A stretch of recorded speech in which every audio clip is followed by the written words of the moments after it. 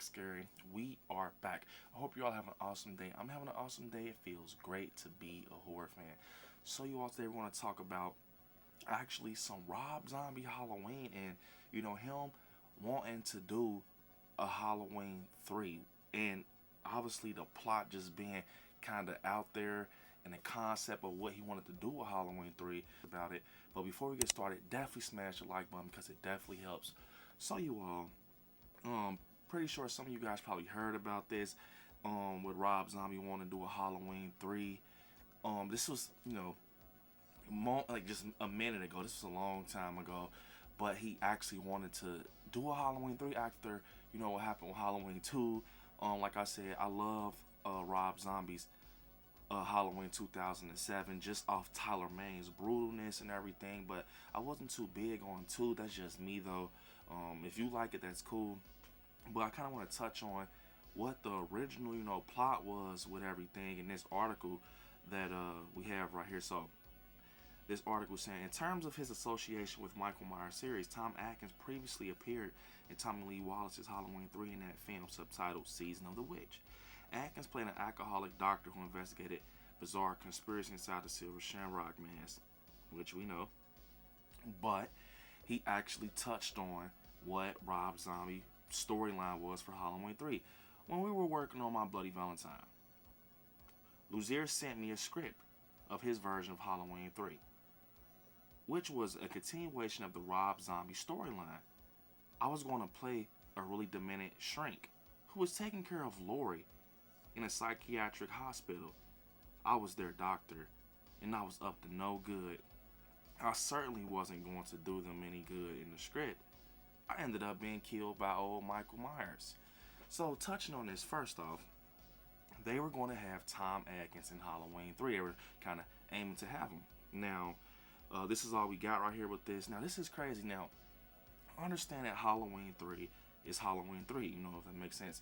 Michael's not in it. It has his own little story with Season of Witch, with the mask and everything. And I also want to touch on something else after I kind of get deeper with this. But saying that actually Tom Atkins was going to be a demented shrink who was taking care of Laura in a psychiatric hospital. So he was going to be on some weird energy type stuff, weird business, and just taking care of Laura in a hospital, and then Michael was going to come kill him. Which, I'm not going to lie, I think it would have been cool to see Tom Atkins in that storyline.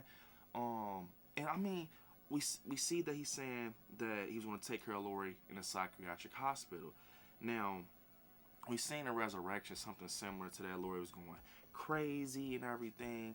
I think if it was done right, but I don't see how that would have fluidly kind of locked in to Halloween 2. I mean, we remember how it ended. We remember how it ended in Halloween 2. She's in the asylum. Remember how it ends in the end. Scout Taylor Compton's right there in the jacket, and she's smiling.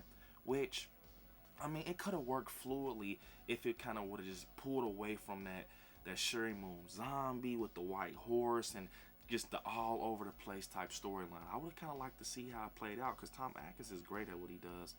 And yeah, so Rob Zombie wanted to do a Halloween 3, and I don't know why he didn't do the 3. My guess is because Halloween 2 probably didn't do that good. Now, it's look, a lot of people out there like Rob Zombie's Halloween 2. I love the look.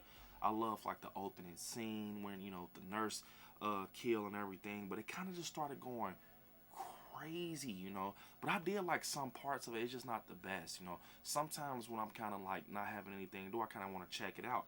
And I love the look of Tyler Mane as Michael. Like, he's huge, he's brutal and stuff like that. So yeah, Halloween 3 was actually going to be in the works with Rob Zombie, and Tom Atkins was going to be in it. That's very interesting. So something else I wanted to touch on, something that David Gordon Green talked about, and we kind of talked about it before, but it's just kind of weird that everyone, once they get to like the 3rd film, if you're like doing something with Halloween, they try to incorporate the Silver Shamrock thing or have a piece of that in there.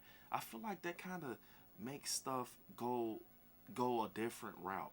And I think that's what happened with David Gordon Green. He tried to be too different since it was the 3rd film in a trilogy. But anyways, he says, there was an ending I wrote that we never filmed, and it takes place at Silver Shamrock Factory. As it was spitting out witch, skeleton, and jack-o'-lantern mask, and then it started spitting out Michael Myers' mask. I had a temptation to go there, but at the end of the day, I thought that was just fan service for people who know what Silver Shamrock is. Now, look, I'm gonna just tell you guys this. If that would have happened with Halloween Ends, you know, Silver Shamrock and Michael's mask getting spit out along with the other mask, I don't know how I feel. I mean, it would have been cool to see just off some type of fan service for us fans who were speculating. Now, I remember we were talking all these crazy theories, how the radio towers would connect to the mask and it's going to make some type of Silver Shamrock stuff kick up. But I think that's kind of crazy that, you know, they always aim for like this season of the witch film when it comes to the third film. I think that's what kind of messed up, like, ends up, you know, in certain aspects and ways and angles, because it's like, you know, evil transfer and everything like that. You just had the mindset this is the third film.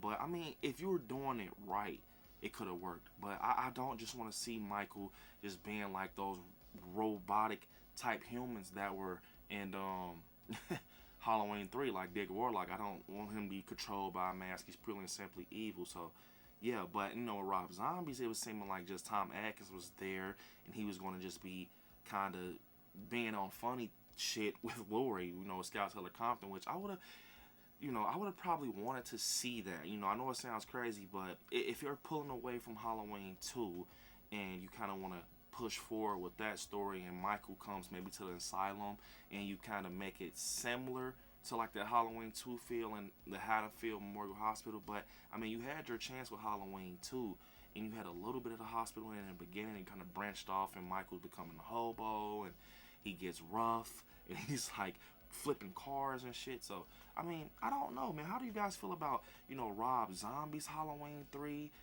type thing with Tom Atkins involved, or, you know, what David Gordon Green said about how Michael's mask is going to be spitted out the Silver Shamrock factory along with the other mask? I mean, imagine seeing that in theaters and you see Michael's mask get spit out with that Silver Shamrock badge on it. Like I said, you know, some people strictly do not like Rob Zombie's Halloween. I like 2007 a lot, man. I really do. Tyler Mane is a freaking beast. So, yeah, I wish I could find, like, if they had some more details out there with the script and everything, or the plot that was going on with Halloween 3, Rob Zombie's Halloween 3.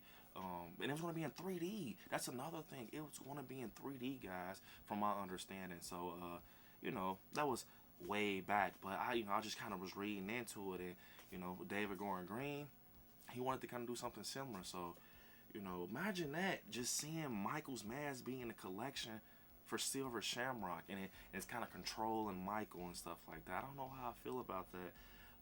Something else I was thinking about, we were talking about what's next for the Halloween franchise. What if someone actually kind of try to do like a Silver Shamrock, like a Season of the Witch remake or something? You know, a modern day remake with Silver Shamrock. Like, you know, the kids are kind of taking place in this generation. They have masks, probably similar, kind of revamped and, you know, upgraded.